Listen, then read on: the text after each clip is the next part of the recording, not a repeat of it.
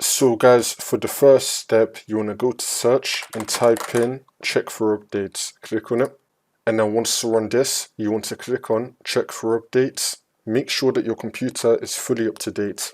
For the next step, you want to go to search and type in CMD. Now you want to run it as administrator. And then click on yes.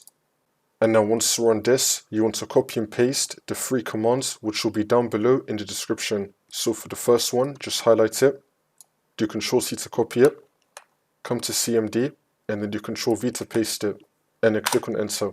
For the next one, you want to highlight it, do Ctrl+C to copy it, come to CMD, and then do Ctrl+V to paste it, and then click on enter.